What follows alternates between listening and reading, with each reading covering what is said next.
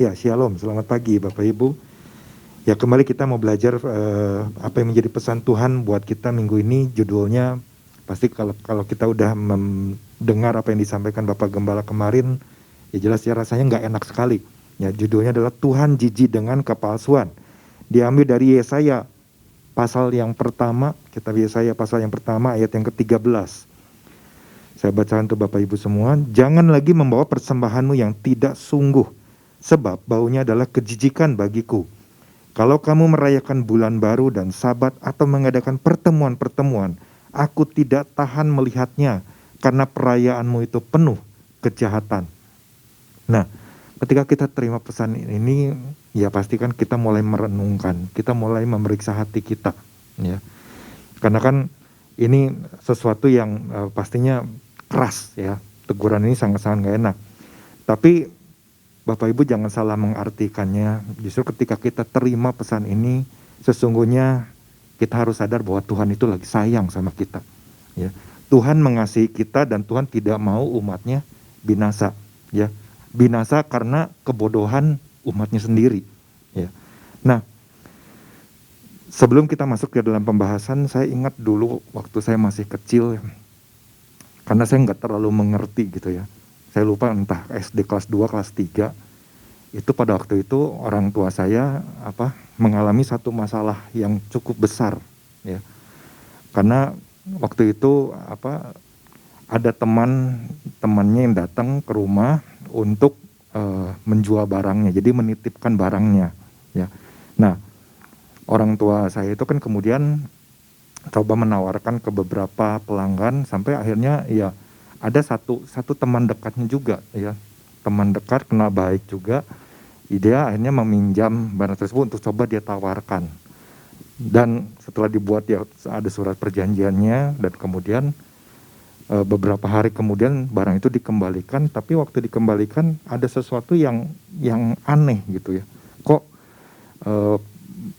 papa saya melihat ini kok barangnya bukan seperti barang yang sebelumnya diberikan gitu, ya. Nah, akhirnya ya jadi masalah karena ternyata memang benar barang tersebut ditukarkan, ya. Dari yang sesuatu yang asli ditukar dengan sesuatu yang palsu, sesuatu yang bukan lagi aslinya. Akhirnya apa? Akhirnya timbul satu masalah yang besar, ya. Dan pastikan kalau teman yang menitipkan barangnya itu waktu dia lihat barangnya udah bukan barang dia, kan yang jadi masalah kan pasti orang tua saya, ya. Ya akhirnya kita harus mengganti, ya, karena orang yang meminjam barangnya itu dia nggak mengakui bahwa dia menukar barang tersebut, ya. Sampai akhirnya ya hubungan tersebut menjadi rusak. Hubungan yang tadinya baik menjadi rusak, ya. Karena apa? Karena sebuah kepalsuan. Orang tersebut udah jelas-jelas menukarkan barang yang asli dengan barang yang palsu, ya, barang yang bukan seharusnya. Walaupun kelihatannya sepertinya mirip, ya, tapi palsu, ya, karena papa saya kan sangat-sangat ngerti gitu. Nah, begitu juga kalau hari-hari ini Bapak Ibu, banyak sekali terjadi orang-orang yang berani, ya, untuk memalsukan sesuatu, ya. Banyak, ya, orang yang memalsukan dokumen, orang yang memalsukan mungkin barang-barang terkenal mereknya, ya, punya brand yang sangat-sangat terkenal, orang berani untuk memalsukannya, ya. Atau juga kan kalau dalam hal bisnis hari-hari ini begitu banyak, ya, hari ini pemerintah sedang melakukan pembersihan, ya, investasi bodong, ya, yang banyak memakan korban bahkan sampai ratusan miliar, ya. Ini kan udah berarti sesuatu yang nggak bisa dibiarkan. Dan waktu kita tahu tentang hal itu, tentunya kalau kita pernah mengalaminya, kita rasanya marah banget gitu ya. Kita rasanya ngelihatnya juga nggak suka gitu. Kok kenapa sampai ada orang yang seperti ini, ya. Nah, mungkin kita gambaran seperti itulah kita bisa melihat kenapa Tuhan sampai menganggap bahwa ketika ada kepalsuan itu rasanya jijik, ya. Jadi pesan Tuhan minggu ini tuh sangat-sangat menemplak, ya, sebenarnya menjadi sebuah peringatan buat kita, ya. Karena kalau kita baca perikop dari ayat dasar pesan Tuhan ini kan, ini udah jelas ya, bertobat lebih baik dari mempersembahkan korban. Ya, jadi yang Tuhan minta itu sebenarnya adalah pertobatan. Ya, jadi kalau Bapak Ibu baca inti dari pesan Tuhannya ini kan kita diingatkan supaya kita belajar pada teguran Tuhan yang disampaikan Nabi Yesaya kepada bangsa Yehuda di masa lampau. Kenapa? Karena ternyata Tuhan itu sangat-sangat memperhatikan, ya, memperhatikan ketulusan dan kesungguhan hati umatnya ketika datang mendekat kepadanya. Ya, nah apakah ketika datang dengan hati yang tulus dan rindu akan Tuhan, ataukah waktu datang sama Tuhan itu ini cuma sekedar memenuhi kewajiban agama? Ya, mungkin ketika kita kadang-kadang tanpa menyadari, wah saya datang sama Tuhan, saya udah ibadah kok sama Tuhan, saya udah pelayanan kok sama Tuhan, ya ini pasti Tuhan tuh pastilah disenangkan dengan apa yang kita bawa ini, gitu, ya. Ini harus kita waspadai Bapak Ibu, ya, kalau pengertian seperti itu. Kita harus mau belajar memeriksa diri kita.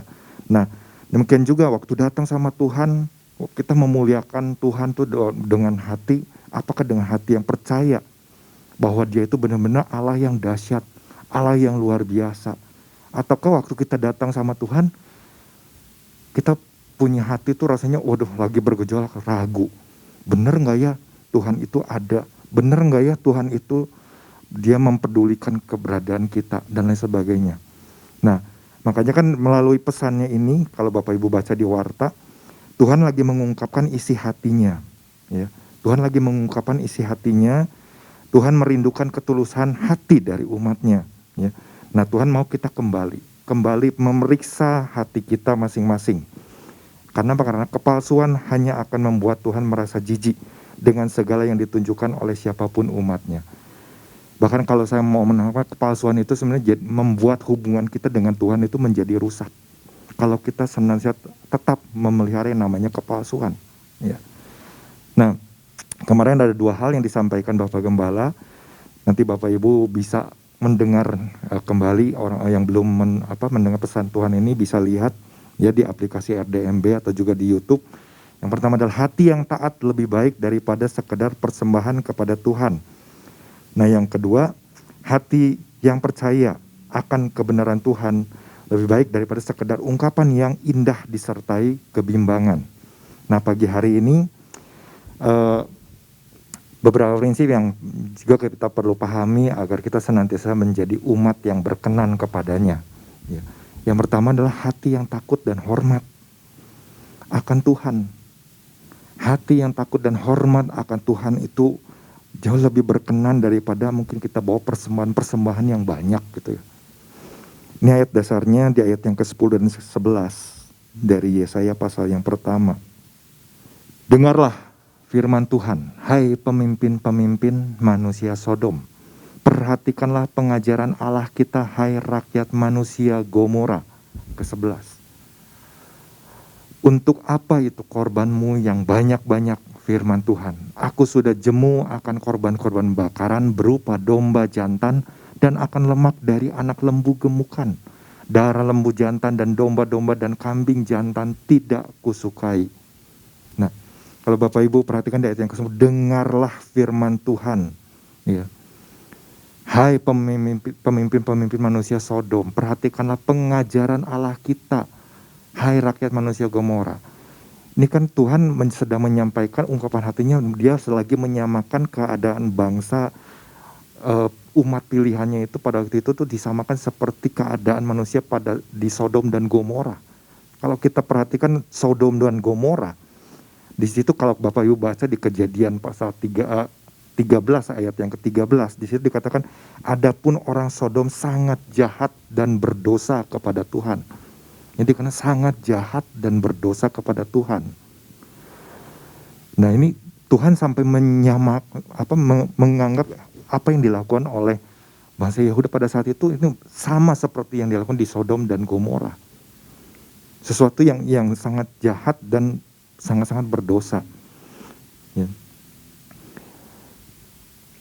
Jadi ketika mereka datang beribadah kepada Tuhan, itu di mata Tuhan itu sangat tidak disukai, ya. Nggak ada lagi yang namanya kesungguhan hati. Mungkin nggak ada lagi yang namanya rasa kagum akan kebesaran Tuhan, akan kedahsyatan Tuhan, ya. Nggak lagi ketika mereka mengalami penyertaan, pemeliharaan Tuhan, mereka nggak lagi merasa itu sebagai sesuatu yang harus diucapkan dengan rasa syukur. Ya. Mungkin dianggap seperti biasa-biasa saja seperti itu. Ya.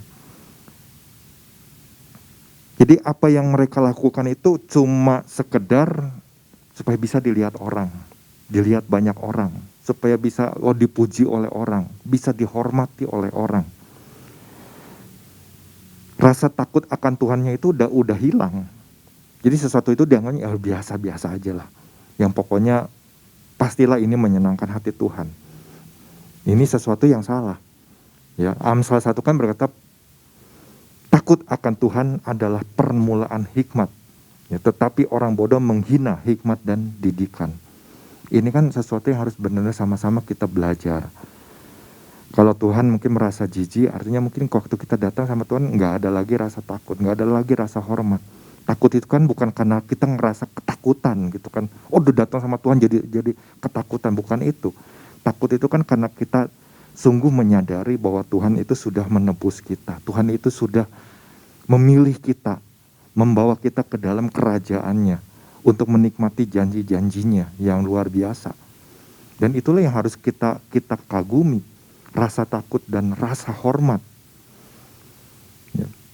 Kita bisa belajar dari satu keluarga, ya keluarga dari Imam Eli. Bapak Ibu pasti udah sangat-sangat ingat sekali ya tentang kisah ini. Bagaimana anak-anak Imam Eli ini kan mereka lebih berorientasi kepada apa? Kepada apa yang mereka suka.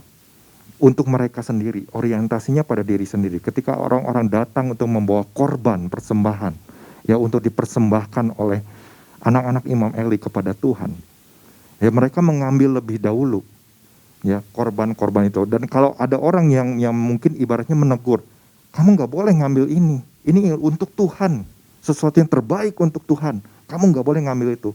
Mereka akan memaksanya dengan kekerasan. Bayangkan Bapak Ibu, itu sesuatu hal yang jahat tanpa disadari ya.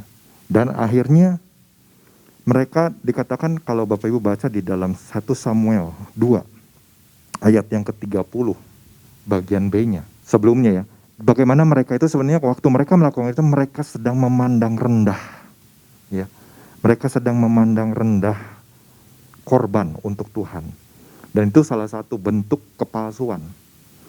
Jadi ketika sama seperti mungkin kita kalau saat ini ketika kita datang sama Tuhan, kita menganggap mungkin pelayanan kita sebagai sesuatu yang biasa. Kita sedang memandang rendah pelayanan yang Tuhan sudah percayakan kepada kita. Kita sudah memandang rendah sebagai hamba Tuhan, sebagai pengerja ya, yang Tuhan sudah pilih. Nah ini jangan sampai kita pun ada di dalam satu posisi seperti itu. Ya, kita harus sama-sama memeriksa kembali. Bahkan sampai Tuhan berfirman lewat nabinya ya untuk menegur Imam Eli. Kenapa Imam Eli itu sampai memandang loba ya kepada korban untuk Tuhan. Bahkan Imam Eli dia lebih takut kepada manusia dibanding dia lebih takut kepada Tuhan. Itu sesuatu yang salah. Ya. Makanya Tuhan kan bilang dengan tadi di 1 Samuel 2 ayat yang ke-30 bagian B-nya ya. Bagian akhirnya Tuhan saya bilang begini, sebab siapa yang menghormati aku akan kuhormati. Dahsyat nggak ini perkataan Tuhan ini? Siapa kita kalau Tuhan sampai mau menghormati kita? Siapa kita Bapak Ibu? Tapi Tuhan bilang seperti itu. Sebab siapa yang menghormati aku akan kuhormati. Wow. Ini perkataan Tuhan ini benar-benar sebuah hal yang harus kita sadari. Wah, Tuhan aja sampai seperti itu loh kepada kita. Kita yang berdosa, kita yang dipilih, diangkat, ditebus. Tuhan sampai mau kasih hormat buat kita. Tetapi yang harus kita lakukan lebih dahulu adalah waktu kita mau menghormati Dia. Itu ya memang sebuah kewajiban, sebuah keharusan. Karena Dia yang menciptakan kita.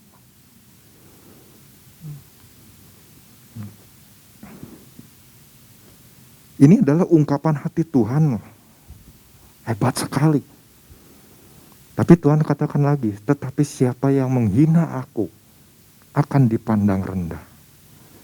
Jadi apapun yang mungkin waktu kita datang sama Tuhan, ketika kita mungkin menganggap hal itu rendah, kita sedang menghina Tuhan.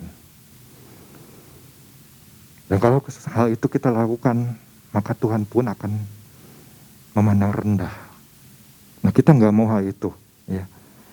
Dan kita tahu apa yang ditetapkan akhirnya di dalam keluarga Imam Eli, keturunannya nggak ada, ya.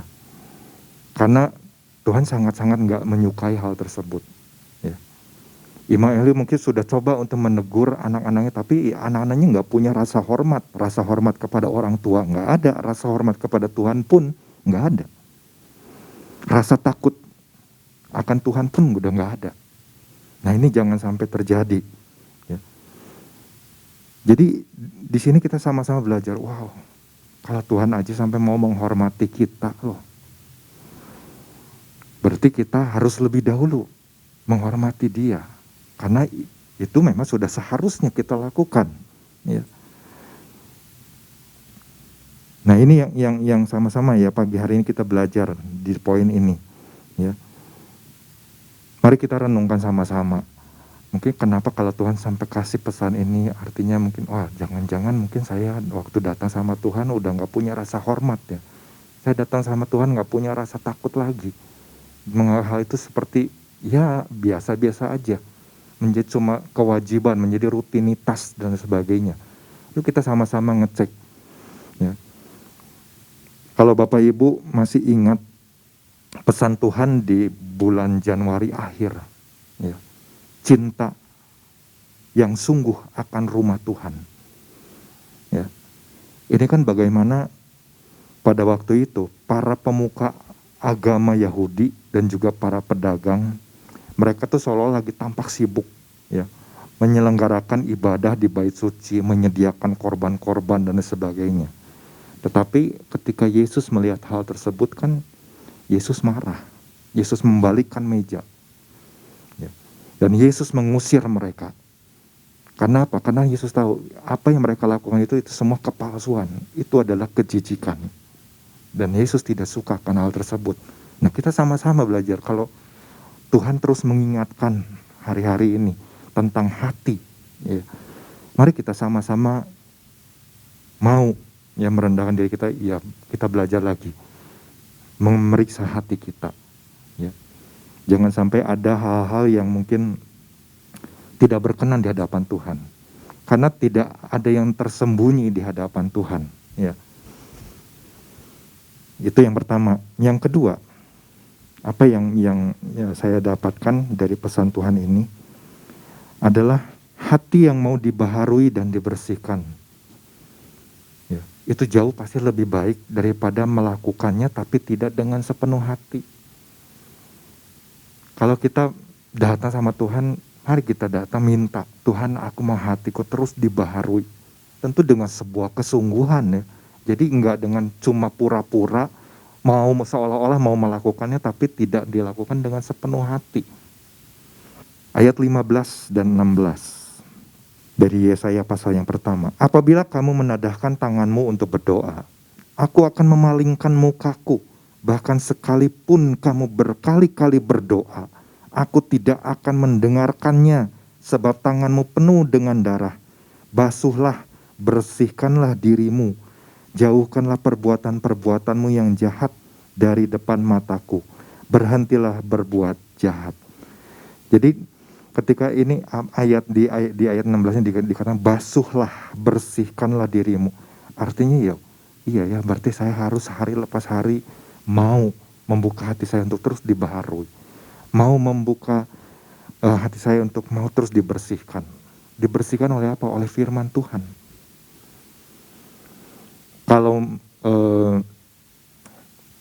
nggak salah minggu lalu, ya, atau 2 minggu lalu, waktu Bapak sampaikan bahwa yang kita harus mengalami yang namanya pembaharuan. Minggu lalu nggak salah ya, pembaharuan. Pembaharuan itu kan sesuatu yang bagaimana kalau diambil di Roma pasal 12 yang kedua, ya, pembaharuan budimu, ya. Bagaimana pikiran kita ini harus terus dialiri ya dengan sesuatu yang aktif. Yang aktifnya itu apa? Yaitu firman. Nah, itu yang membaharui pikiran kita. Jadi kita harus mengalami hal itu. Kita mau hati kita terus dibaharui, pikiran kita juga terus dibaharui. Supaya cara pandang, cara pikir kita itu semakin hari semakin selaras dengan cara pandang, cara pikir Tuhan. Bapak Ibu pasti ingat satu kisah ini ya. Ini juga kan kisah di Alkitab yang udah nggak asing. Seorang yang di awalnya di dalam kerajaannya begitu luar biasa, tapi kemudian di tengah-tengah kekuasaannya dia mulai menyimpang dari Tuhan. Ya, kita tahu yang namanya Raja Salomo. Ya, Raja Salomo kan waktu awal-awal dia memegang jabatan sebagai raja, bagaimana Tuhan datang, Tuhan berfirman, apa yang kau minta? Tuhan, aku cuma minta hikmat untuk bisa membawa bangsa yang besar ini. Dia cuma minta hikmat. Dan Tuhan kasih hal yang luar biasa. Tapi kemudian bagaimana pada akhirnya Salomo ini jatuh di dalam penyembahan berhala. Ya. Karena apa? Karena dia, ya alasannya sangat simpel. Raja Salomo ini dia mulai mencintai banyak perempuan asing. Jadi sebetulnya dia tahu ini tuh sesuatu yang gak berkenan di hadapan Tuhan, tapi dia labrak juga, dia langgar juga. Di mata Tuhan pasti itu adalah sebuah kejijikan. Ya.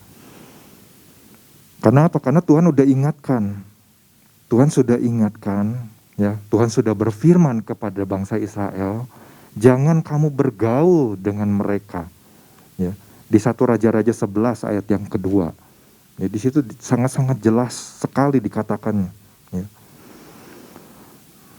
Jadi tentang perempuan Moab, Amon, Edom, Sidon, dan Het, Tuhan udah kasih tahu ya tentang bangsa-bangsa itu.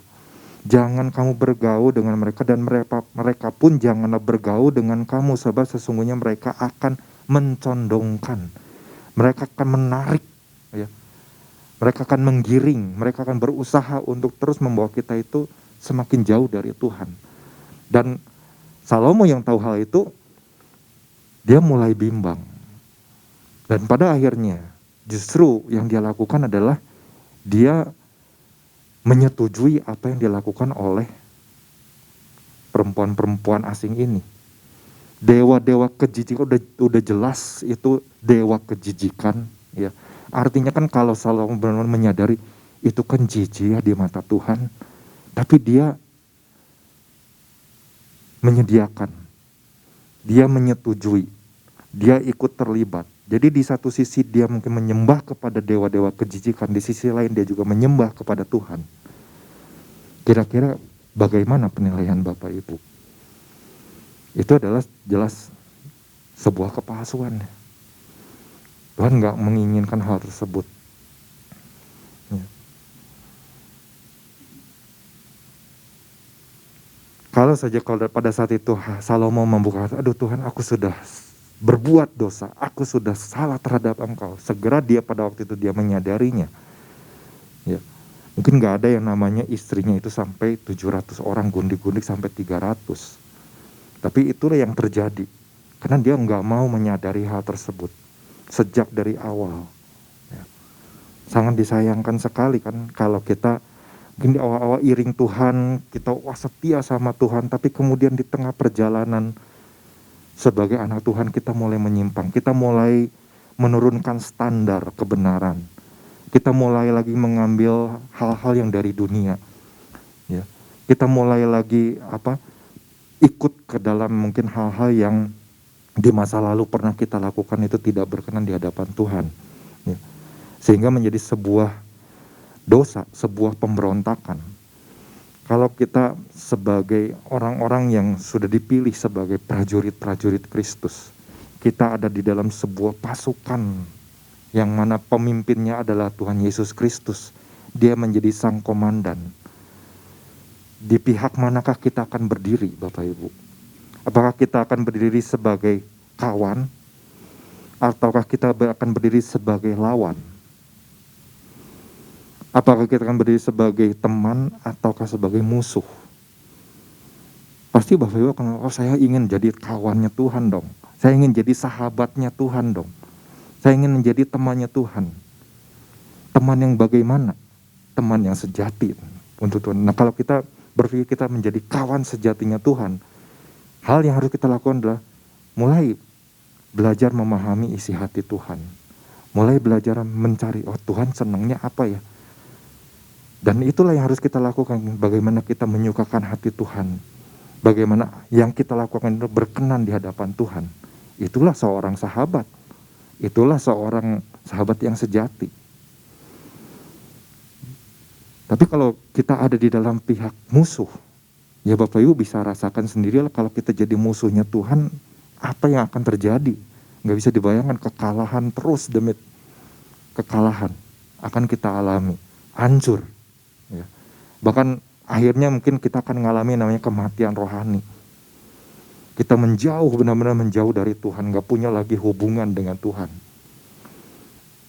Hubungan kita menjadi rusak. Hubungan yang tadinya di awal, wah udah baik. Ya, kita cinta akan Tuhan, kita benar-benar mengasihi Tuhan, tapi kemudian berubah. Ya sama seperti yang tadi, pemuka agama, waktu mereka melakukan seolah-olah benar, tapi pada dasarnya mereka nggak punya kasih, nggak punya relasi dengan Tuhan. Ya, yang mereka lakukan hanya sekedar cari puji-pujian. Nah ini yang kita sama-sama belajar ya. Jadi kalau kita tahu, oh saya kan prajuritnya Tuhan, maka waktu Tuhan tegur hal ini, kita harus benar-benar tahu, oh berarti saya ada di pihaknya Tuhan, saya berdiri di pihaknya Tuhan. Kalau saya berdiri di pihak Tuhan, berarti hal-hal yang salah ini harus disingkirkan. Kita nggak mau, mungkin orang kenal istilah musuh dalam selimut, seolah seperti itu. Kita seolah-olah ada di pihaknya Tuhan, tapi kita justru menjadi musuhnya Tuhan. Kenapa? Karena kita tidak mau melakukan firman-Nya. Kita seolah-olah menolak firman-Nya. Kita seolah-olah melawan firman-Nya. Ini sangat-sangat jelas ya kalau Bapak Ibu baca di ayat yang ke Yesaya 1 ayat yang ke 18 ya kalau nggak salah, sampai 20. Jadi dari satu perikop ini ya. Di sini kan dikatakan marilah baiklah kita berperkara firman Tuhan. Artinya kan kalau Tuhan katakan marilah, Tuhan tuh lagi kasih kesempatan loh. Apakah kalau ketika kita sadar saya sudah berbuat dosa, saya sudah berbuat salah, saya sudah berbuat sesuatu yang keji di hadapan Tuhan, kita segera berbalik dan bertobat. Ini sebuah kesempatan. Sekalipun dosamu merah seperti kirmisi, akan menjadi putih seperti salju. Sekalipun berwarna merah seperti kain kesumba, akan menjadi putih seperti bulu domba. Ini sebuah kesempatan yang Tuhan kasih, di mana Tuhan tuh masih sayang sama umatnya. Tuhan masih kasih kesempatan yang luas waktu kita mau datang. Tuhan bilang, mari kita berperkara. Yuk, mari kita berdamai. Ibaratnya seperti itu. Ya. Karena apa ya? Udah sangat-sangat jelas sekali kan. Jika kamu menurut dan mau mendengar, maka kamu akan memakan hasil baik dari negeri itu. Tetapi jika kamu melawan dan memberontak, maka kamu akan dimakan oleh pedang. Sungguh Tuhan yang mengucapkannya. Jadi Tuhan yang ngucapinnya, Tuhan yang mengatakannya. Di pihak mana kita mau berdiri?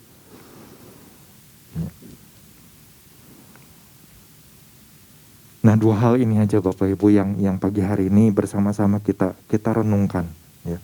Tentu ini juga kan sebuah hal yang menjadi peringatan buat saya pribadi. Ya. Di pihak mana nih? Kalau kita sebenarnya sadar, oh iya, saya ini kan udah ditebus sama Tuhan. Saya yang berdosa, saya yang diangkat oleh Tuhan. Berarti saya itu harus ada di pihak Tuhan. Kalau kita ada di pihak Tuhan, ya itulah yang harus kita lakukan. Ya, hal-hal yang berkenan di hadapan Tuhan. Ya. Dan biarlah dua hal ini boleh melengkapi Bapak Ibu, bagaimana supaya kita menjadi orang-orang yang senantiasa tetap berkenan di hadapan Tuhan ketika kita datang. yang memiliki hati yang takut dan hormat akan Tuhan, dan juga kita memiliki hati yang mau terus dibaharui dan dibersihkan oleh Tuhan. Tuhan Yesus memberkati.